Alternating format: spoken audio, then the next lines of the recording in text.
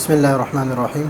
اسماء متمکنہ میں سے اسماء ظروف اور اسماء ظروف میں سے اذا، اس سے پہلے ہم از پڑھ چکے ہیں۔ اب اذا جو ہے یہ مستقبل کے واسطے آتا ہے، یعنی مستقبل کے لیے آتا ہے کہ جب جہاں پر بھی داخل ہو تو معنی مستقبل کا ہی دے گا، اور ماضی کو بھی مستقبل کے معنی میں کر دیتا ہے۔ یہاں پر ماضی ہے اور اس کو مستقبل کے معنی میں کر دیا، یہاں پر ماضی ہے اس کو بھی مستقبل کے معنی میں، یعنی وآتیک میں آؤں گا آپ کے پاس، اذا طلعت الشمس جب سورج طلوع ہوگا، جب سورج طلوع ہو تو میں آپ کے پاس آؤں گا۔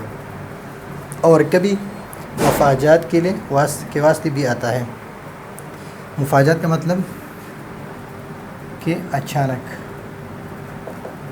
خرجت میں نکلا، فاذا السبع واقف، فاذا السبع کہ اچانک، میں نکلا کہ اچانک درندہ واقف کھڑا تھا۔ خرجت فاذا المطر حاطل نازل۔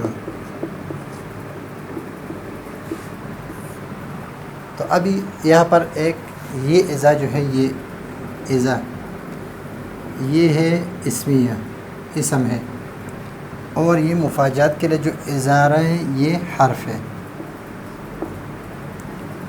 اس کے لیے محل اعراب ہے، اور اس کے لیے محل اعراب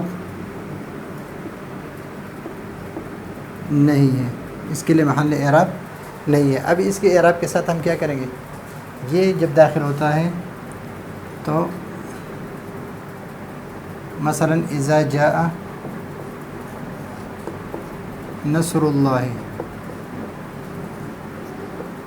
والفتح، اذا جاء نصر اللہ والفتح ورأيت الناس، یعنی اذا رأيت الناس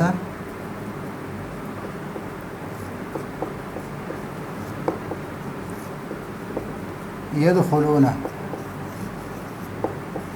في دين الله أفواجا فسبح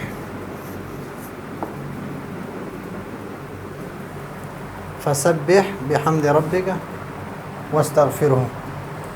تو ابھی اذا میں یہ ہے کہ یہ اذا یہ مضاف ہوتا ہے، اور اس کے آگے جو جملہ ہے یہ مضاف الیہ ہے، اور یہ اذا یہ متعلق ہوتا ہے جواب شرط کے، اس کے جواب شرط کے، تو یہ متعلق ہوگا اس کے فسبح بحمد ربک، فسبح بحمد ربک اذا جاء نصر اللہ والفتح ورأیت الناس يدخلون فی دین اللہ افواجا۔ اس طرح یہاں پر وآتیک یہ اذا یہ اس کا متعلق ہے، اور اس کی طرف یہ مضاف ہے، تو یہ جملہ یہ اس کے لیے مضاف ہے، اور یہ اس کے متعلق یعنی اس کے لیے ظرف ہے، اس کے لیے ظرف ہے۔ لیکن اس میں ایک یہ فعل فاعل،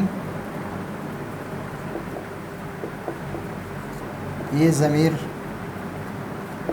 منصوب متصل، اذا یہ مضاف، اور یہ جملہ فعل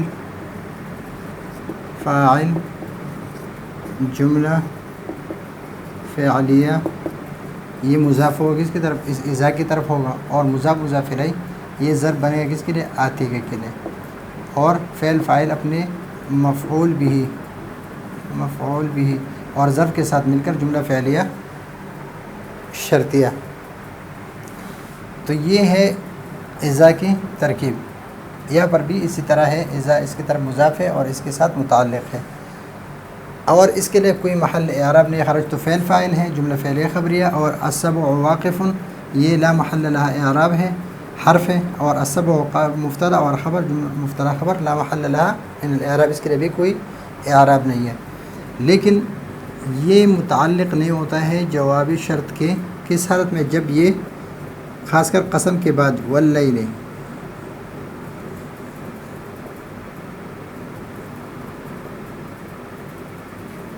اذا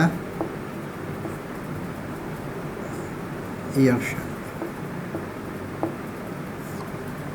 واللیل اذا یغشی، تو اب یہاں پر یہ جو ہے یہ متعلق ہوگا کس کا؟ یہاں پر اصل ترکیب ہے اقسم باللیل کائنا، یہ حال ہے کس سے؟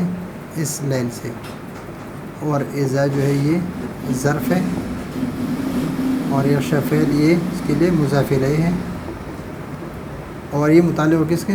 کائنا کا متعلق ہوگا، اس جواب کے متعلق نہیں ہوگا، اس لیے کہ اس کے بعد جواب نہیں ہے۔ تو یہاں پر ترکیب تھوڑا سا الگ ہے اور یہاں پر ترکیب الگ ہے۔ تو اذا مستقبل کے واسطے آتا ہے، اور اگر ماضی پر بھی داخل ہو تو یہ مستقبل کے لیے ہے، اور یہ اب ما بعد جو جملہ ہوتا ہے اس کے لیے مضاف ہوتا ہے، اور اس کے جواب میں جو جوابی شرط ہوتا ہے اس کے لیے یہ متعلق ہے۔ تو یہ ہے آج کا ہمارا سبق۔ اور ایک بات یہ یاد رکھیں کہ یہ اذا جو مستقبل کے معنی میں یہ اسم ہے، اور یہ اذا فاذا سب مفاجات کے لیے جو آتا ہے وہ حرف ہے، اور اس کے لیے کوئی محل اعراب نہیں ہے۔ تو یہ ہے آج کا ہمارا سبق۔ اگلے سبق کے لیے اجازت چاہتے ہیں۔ اللہ حافظ۔